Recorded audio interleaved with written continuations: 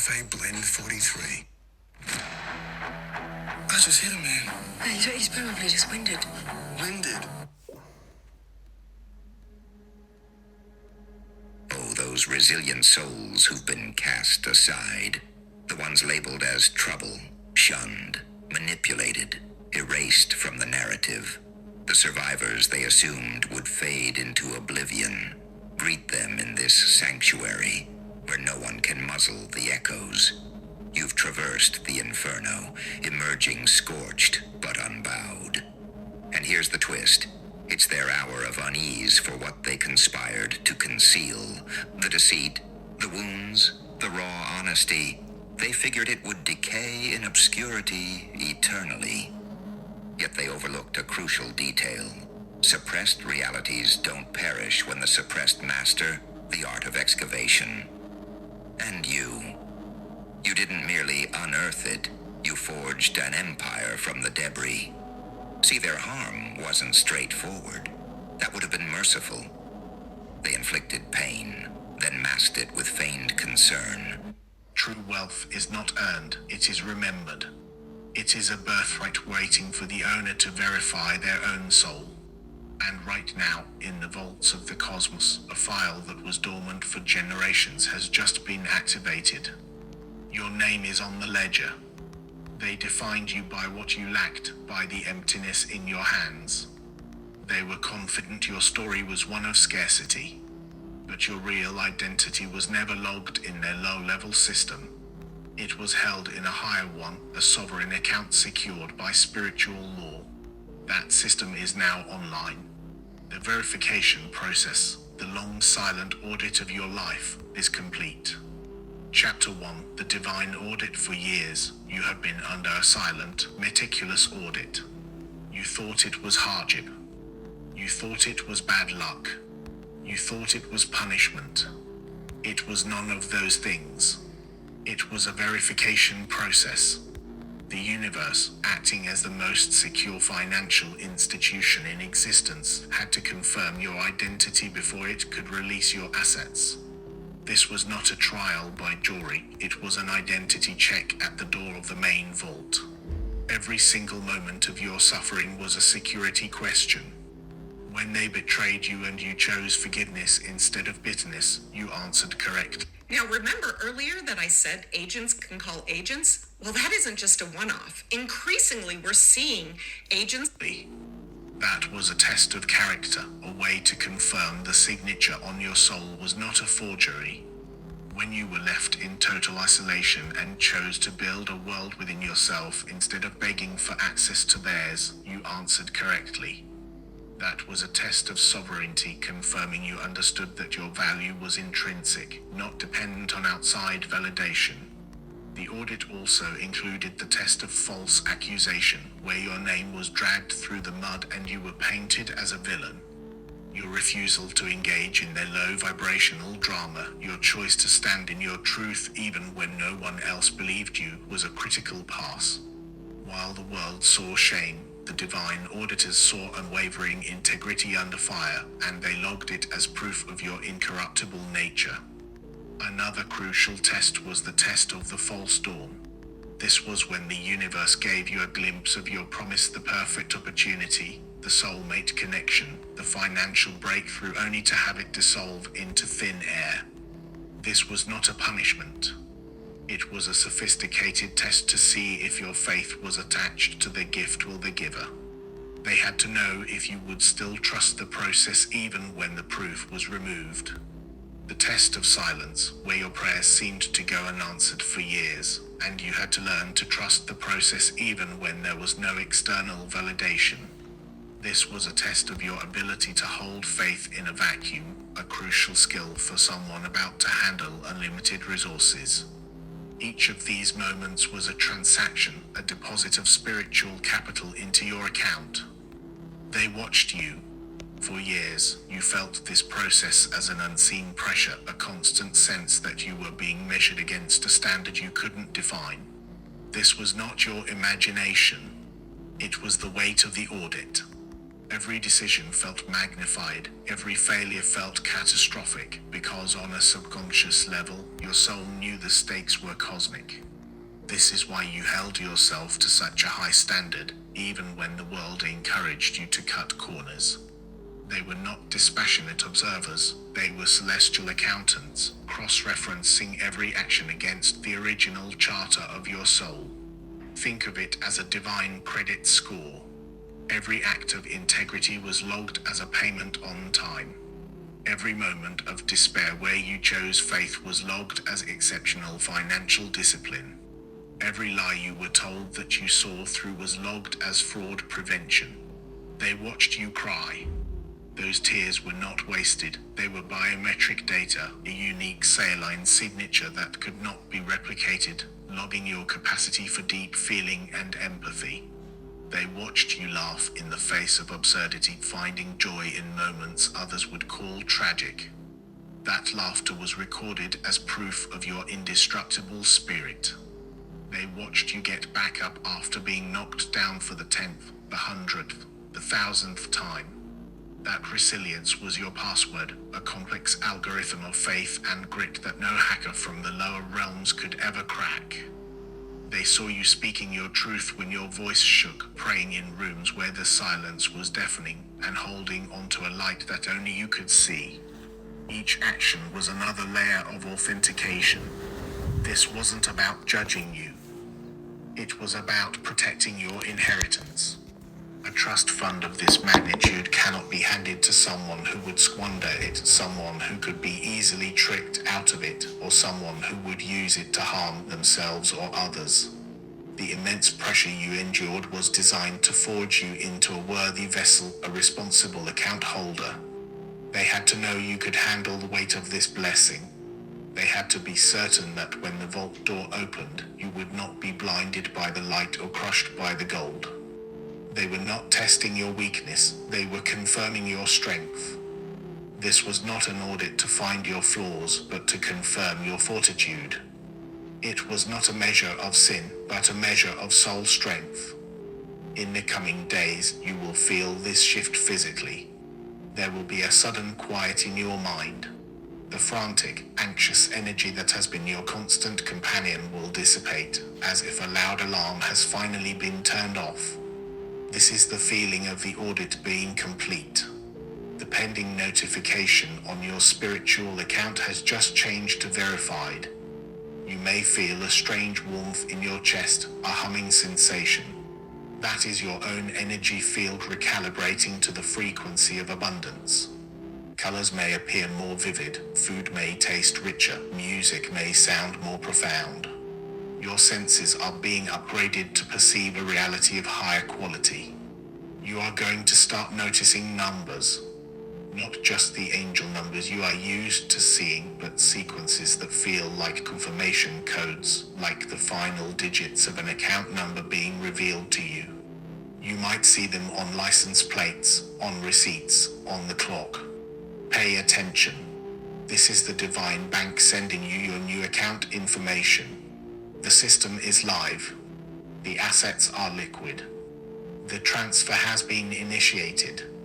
Your past was the key, your pain was the passcode, and your survival was the final, undeniable proof of identity. The audit is over. You passed with the highest marks in the history of this institution. The ritualistic anchor. This is not a message you simply hear. It is an energetic transaction you must authorize. This is your digital signature on the final paperwork. To formally sign for this spiritual deposit, you must anchor the energy now. Like this video.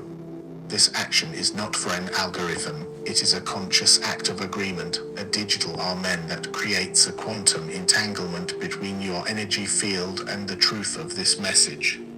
In the unseen realm, this physical click creates an audible ping that confirms receipt of the asset transfer. You are literally anchoring a high-frequency spiritual reality into your low-frequency physical device, creating a bridge. It seals the frequency and provides your energetic signature. Subscribe to this channel. This is how you join the collective of verified inheritors. Think of it as being added to the approved contact list of a divine network, a shared grid of power where each new member strengthens the signal for everyone else. By subscribing, you are plugging into a secure server, a protected energetic field where these upgrades and downloads can be received without interference from the static and noise of the old world. You are officially on the approved list for all future divine memos and asset alerts. Isolation is over. You are now part of a secure, encrypted network of light. Comment 77 below. This is not a random number, it is the divine code that finalizes the transfer. It is the number of the chariot of victory after a long struggle. In sacred geometry, the number 7 represents the bridge between the spiritual and the material, the divine intersecting with the earthly plane. 7 is a declaration that had like entering your PIN at the divine ATM. It is the final keystroke that says confirmed transaction. It is your official acceptance of the terms, signaling to the universe that you are ready to receive. Finally, put this video on replay and let it play in the background, even on low volume. Your conscious mind has heard the message, but your subconscious mind needs to be deprogrammed from a lifetime of scarcity. The words carry a specific frequency. Letting them play is a form of spiritual entrainment, a process where your own energy field begins to vibrate in harmony with the frequency of abundance embedded in this message. It's like tuning a guitar. You are tuning your soul to the perfect pitch of prosperity. Replaying the message is the act of watering those seeds, allowing them to germinate deep within you, saturating your spirit with the frequency of your new reality until it becomes your default operating system. Do this now. This is not a request. This is your assignment. Chapter 2. The Unseen Benefactor. Who is this someone who set up a trust fund for you? Your mind immediately tries to place a human face on this benefactor.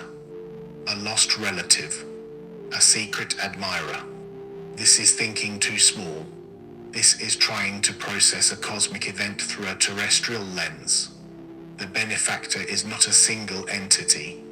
It is a sacred consortium, a board of trustees that has been managing your portfolio since before your first breath.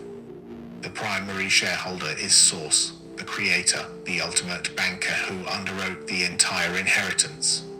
The initial deposit was made when your soul was first sparked into existence. This is a birthright, not a reward. Then there are your ancestors. Not just the ones you can name, but the generations stretching back through time. The ones who prayed for a descendant like you. Their prayers, their sacrifices, their untiring resilience, all of it was deposited into this account, accruing spiritual interest over centuries. You are the one who breaks the generational curses by activating the generational blessings. Beyond your ancestors, there are your spirit guides, the non-physical beings assigned to your soul's journey. These are not general helpers, they are a team of celestial specialists. Think of them as your divine wealth management team. There is the guide of protection, who has been running energetic interference your whole life, deflecting attacks you never even knew were coming. There is the guide of creativity, who has been whispering divine ideas into your ear, waiting for you to have the resources to act on them. There is the guide of healing, who helped stitch your heart back together after every heartbreak, ensuring no wound was fatal. They have been working on your case file for decades, advocating for you, presenting evidence of your progress to the divine board, and celebrating every milestone you passed. They are the unseen benefactors, the spiritual godparents who have been petitioning heaven on your behalf. They are the ones who co-signed for this trust fund, and their collective belief in you made the loan possible. And finally, there is another key member of this consortium, your higher self. That part of you that is unlimited, that exists outside of time and space. Think of your higher self as the CEO and you as the secret, high-stakes operative in the field. The CEO has the full mission blueprint, the satellite view, and access to all resources. You, The operative was sent in with amnesia to accomplish a specific ground-level task that required you to believe you were on your own. Every intuitive hit was a coded message from HQ guiding your next move. The activation of this trust fund is the CEO finally saying, "Mission accomplished. Come on home. It's time for your debriefing." Before you incarnated, your higher self sat down with the Divine Council and planned this entire mission. It was a strategic meeting.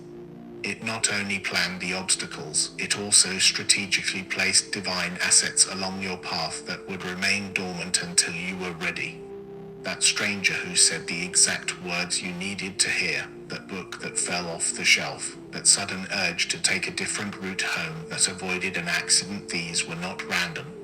These were pre-planned interventions, scheduled disbursements of grace from your own higher account, delivered just in time.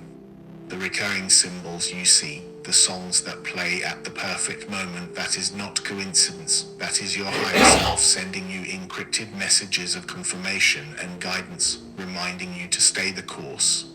It knew that you had to forget your wealth to truly discover its value. It took unimaginable courage for this part of you to send a fragment of its consciousness into the amnesia of Earth, trusting completely that you would find your way back to the truth. This entire life has been a long-distance conversation between you and that higher aspect of your being. Every intuitive hit was a message from headquarters. So when you felt like you were all alone, you were mistaken. You were being watched over. They have been watching, waiting, and protecting your assets. They ran interference, diverting people and situations that would have tried to access your account before it was mature. They were the silent bodyguards of your destiny. Now, the waiting is over. They are not just opening a trust fund, they are handing you the keys to a kingdom you helped build across lifetimes.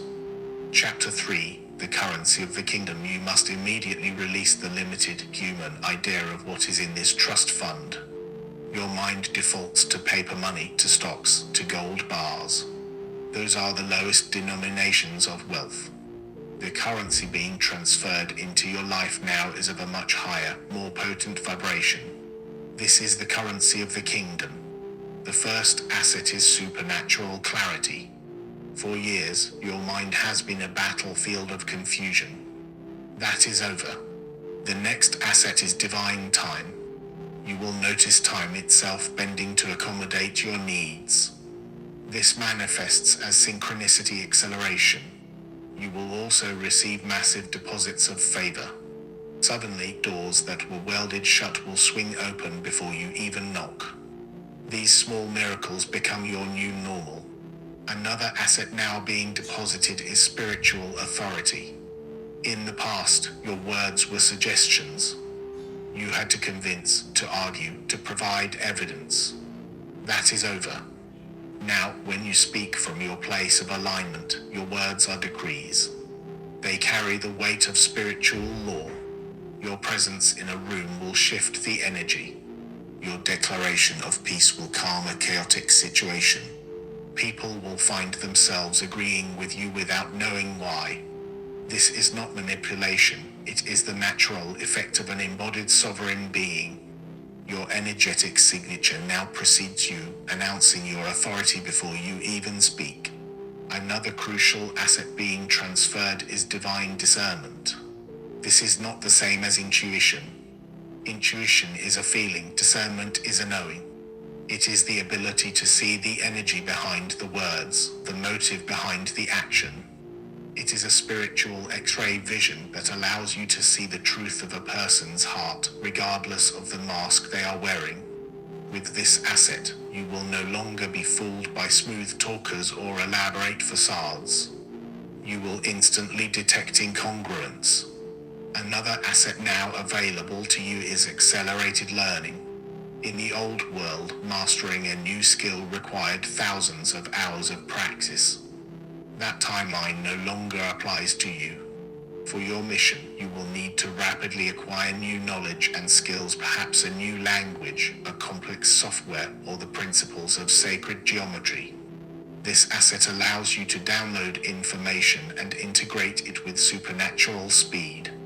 You will find yourself picking up complex concepts with effortless ease, retaining information perfectly, and achieving mastery in a fraction of the time it takes others. This is not about becoming a genius, it is about being divinely equipped for your assignment. The universe is removing the learning curve so you can get to work. A crucial asset that is now unlocked is spiritual insulation. For years, you were like a sponge. Now, you receive an upgrade. An energetic shield is being wrapped around your aura. The negativity of others will no longer penetrate your field. And then there are the downloads. The trust fund includes an infinite stream of divine ideas. This isn't a one-time payment. This is a living, breathing, infinite account. The more clarity you use, the more you receive. This trust fund is not meant to be hoarded in a vault. It is meant to be lived. You have been verified. It is time to start spending the currency of the kingdom. Chapter 4. The OLD guards panic. The activation of your spiritual trust fund is not a quiet, private event. It sends a shockwave through the energetic grid, and certain people feel it immediately. These are the ones who built their sense of self on your perceived smallness. The old guard, the naysayers, the gatekeepers, the family members who defined you by your struggles, the former partners who thrived on your dependence. For years, they operated under a fraudulent system. They unknowingly appointed themselves as the guardians of your destiny. In their scarcity-based world, your power was a threat to their own. They were operating a spiritual pyramid scheme, and you were meant to be at the bottom, funding their sense of superiority with your unrealized potential. Their entire energetic portfolio was built on the stock of you will fail. And that stock just plummeted to zero, wiping out their spiritual net worth overnight. Their panic is existential. They did not just lose a pawn in their game, the entire chessboard has been flipped over. They made a critical error. They thought the walls they built were your prison. They were not. They were the walls of the bank vault. They were the security detail, unwittingly protecting your assets from premature access. And now, the true owner has shown up, with verified identification, and is claiming what is theirs. Their entire system is short-circuiting. The panic you may be sensing in the ether is real. You will also observe a bizarre new behavior, imitation. As they witness your newfound light and peace, some of the old guard will clumsily try to copy your methods. They will suddenly start using spiritual jargon, posting quotes about peace, or mimicking your routines. But it is all performance. There is no substance behind it, because they haven't endured the audit. Their light is a cheap knockoff, a flickering LED trying to imitate the sun. Prepare also for the most insidious tactic, spiritual gaslighting. When they see that their slander and imitation have failed, they will shift their approach. They will feign deep concern for your well-being. Are you sure you're okay? You seem different, almost detached. Have you joined some kind of cult? They will attempt to pathologize your peace, framing your newfound sovereignty as a mental health crisis. This is a deliberate attempt to make you doubt your own sanity, to make you question the very verification process you just passed. It is the last resort of a manipulator who has lost control to convince you that your freedom is a cage. Another tactic will be the dismissive downplay. When your success becomes undeniable, they will try to minimize it with phrases like, "Oh, they just got lucky," or "It's not that big of a deal." This is an attempt to devalue your accomplishment in the eyes of others, a final, petty effort to rob you of your earned victory. See it for what it is, the sour grapes of those who refuse to do the work. They have to do this, because the alternative, admitting that you had this power all along and they were the ones who tried to suppress it, is a truth their ego cannot survive. This is not a debate you need to win, it is a signal you need to recognize as the last gasp of a dying paradigm. You will see this manifest in the physical world. People from your past will suddenly reappear, trying to reconnect. They are not drawn by love, they are drawn by the scent of spiritual currency. They can feel the vault has been opened and they want to know if they can get a loan. They will use nostalgia and feigned remorse as their phishing attempts. These are traps. You will see their own lives begin to unravel. Their carefully constructed facades will crack. This is not your vengeance, it is a cosmic rebalancing. It is a spiritual audit of their own accounts, and the auditors have found massive discrepancies. Do not engage. Do not gloat. Simply observe. Mastery of global markets takes skill and control. Switch to an award-winning provider, built for the active trader. Realize your potential with CMC Markets. Even at my weekend for a kid's party with the pack in my pocket, got the boredom to party. Better than the prizes in the past, so pop a tasty treat, ring the bouncing castle. I bring the Allen's party starting lollies. Bring the fun! Your silence is the most powerful response. It is a statement that you are no longer operating within their failed economic system. Their panic is the final confirmation that your verification is complete. It is the wail of a system that has just realized the person they tried to bury was actually a seed, and the one they tried to bankrupt is now the one who owns the bank. Chapter 5: The terms and conditions of your inheritance. With great power comes great responsibility. This trust fund is not a lottery win. It is seed capital for your divine purpose, and it comes with a strict set of terms and conditions. The first condition is this: the assets in this account cannot be used for revenge. Your vindication is your success. Your joy is your revenge. Let the universe handle the karmic bookkeeping. The second condition is that the assets multiply when circulated. This trust fund operates on the principle of overflow, not hoarding. You give from your overflow, never from your core substance. Generosity is not a moral requirement, it is a financial strategy in the new economy. The third condition is a mandate of belief. You must eradicate the poverty mindset from your cellular memory.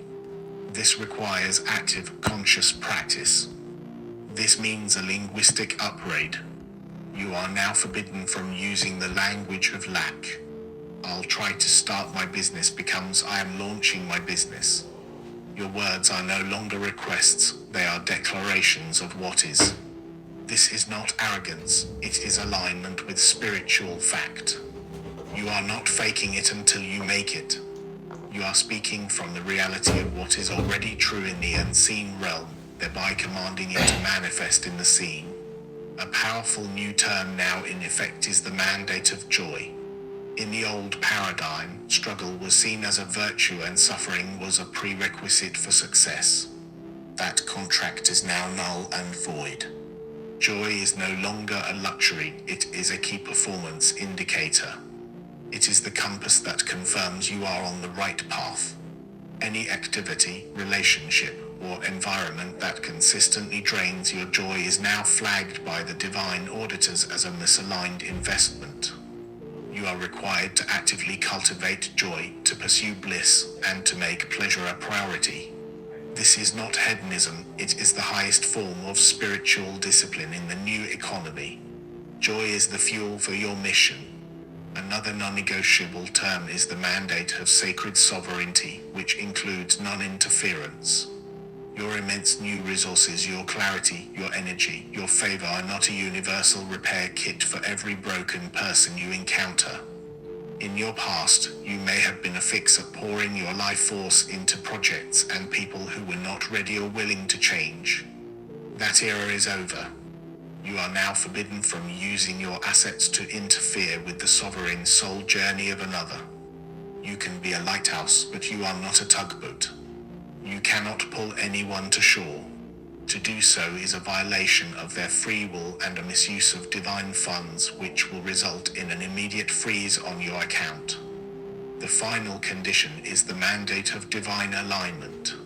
These assets are earmarked for your soul's mission. Before every major decision, you must ask, does this expand the light? Does this serve my highest purpose? If the answer is not a clear, resonant yes, you must decline. Adhere to these terms, and your account will remain open, liquid, and eternally replenished. Chapter 6: Identity Theft and Spiritual Phishing. Now that your divine identity has been verified and your account is active, you become a high-value target for a specific type of thief. These are spiritual identity thieves, energetic parasites.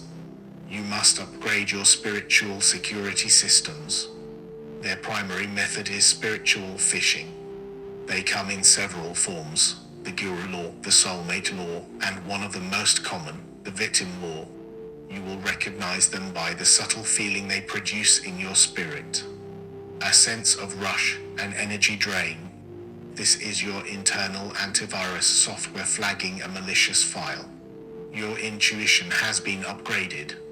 Trust the data from your body, a tightening in your gut, a metallic taste in your mouth, sudden exhaustion. Be especially vigilant against the soulmate law. This is the most sophisticated phishing attack. An individual will appear who seems to be your perfect divine counterpart. They will mirror your deepest spiritual truths, finish your sentences, and talk about a shared mission to save the world. This is characterized by intense love bombing and rapid future faking, planning a whole life with you in a matter of days. The goal is to create a deep, energetic bond quickly, through which they can siphon your newfound assets, your clarity, your vitality, your divine ideas to fuel their own parasitic existence. The red flag is the speed and intensity. True divine connection feels like peace, not a frantic, addictive rush. A particularly subtle attack is the nostalgia trap. This is when someone from your past, especially from a time of shared struggle or trauma, reappears. They will not ask for anything.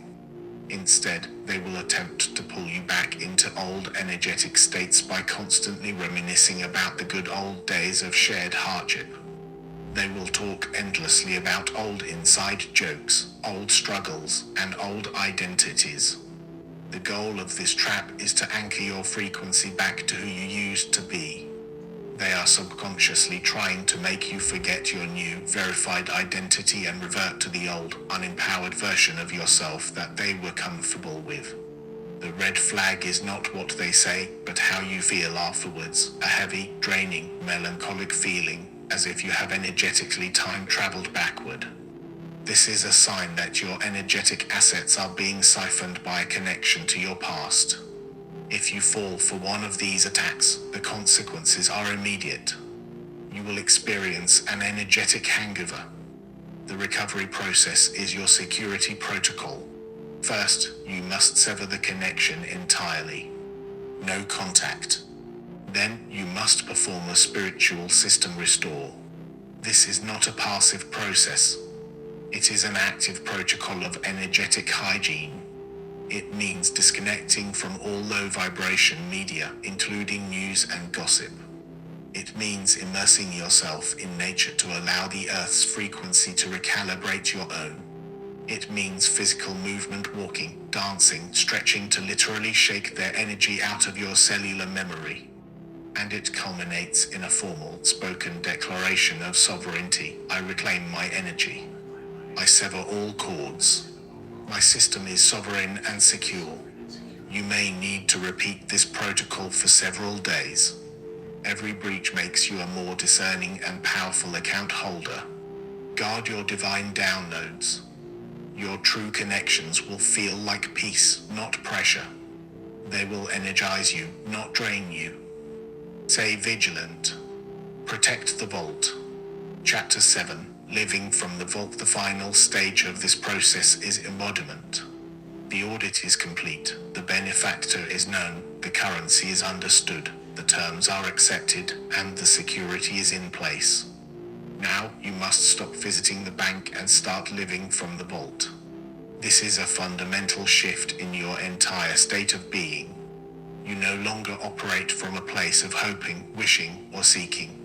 You operate from a place of knowing, having, and being. A person asking for a loan has a different energy than the person who owns the bank. You are no longer an applicant in the game of life, you are a primary shareholder. Your nervous system will recalibrate to a rest and create state. Your posture will straighten. The slump of worry is replaced by the upright confidence of someone backed by the cosmos. If we link these pyramids across the globe, this forms an almost perfect Orion's Belt constellation. Your voice will deepen. Your words will carry the weight of certainty. You will find yourself speaking less because your presence will be your statement. This embodiment extends to your physical environment. Your very perception of reality will be upgraded. The mundane world will begin to reveal its hidden magic. You will notice the intricate geometry in a leaf, the symphony of sounds in a city street, the subtle energy fields around other people. The filter of anxiety and lack that once colored your world gray will be removed, revealing a high-definition reality pulsing with life and information. Colors will seem more saturated, food will have more complex flavors, and you will feel a deeper connection to the life force in all things. This is not a hallucination, it is you finally perceiving the world as it truly is, from the vantage point of your verified, divine identity. The anxiety that used to live in your stomach will be replaced by a profound and unshakable peace. This peace is the feeling of a fully funded account. It is the deep security of knowing that whatever comes, the resources to handle it are already available. The shift from seeking to attracting will feel like taking off a £100 backpack you didn't know you were wearing. The relentless pressure to make things happen will dissolve, replaced by a profound trust in your own magnetic power. Your daily practice is no longer about manipulating the external world, but about curating your internal world. By mastering your own frequency, you become the cause, and the world has no choice but to become the effect. The grind is over. The hustle is obsolete. You will no longer wake up with a feeling of what must I do today to get what I want. Instead, you will wake up with a feeling of what does the universe want to bring to me today? You will spend your energy not on chasing clients, but on refining your craft so deeply that they are magnetically drawn to you. You will stop searching for love and instead become so full of your own divine love that the perfect partner has no choice but to find you. This is the end of striving. It is the beginning of allowing. Your only job is to maintain your high vibration, and the universe will handle all the deliveries. Your relationship with time will also undergo a radical transformation. You will move from living in Chronos time, linear, measured, clock-based time, to living in Kairos time, which is divine, attuned, and cyclical. A Chronos-led day is dictated by a to-do list and the clock. A Kairos-led day is dictated by intuitive hits and energetic flow. It's understanding that true productivity isn't about being busy, it's about being in the divine flow, where 1 hour of inspired action accomplishes more than a 40-hour week of forced labor. This is the ultimate freedom, sovereignty over your own time and energy. You no longer trade your time for money, you invest your energy into your mission, and the universe provides infinite resources to support it.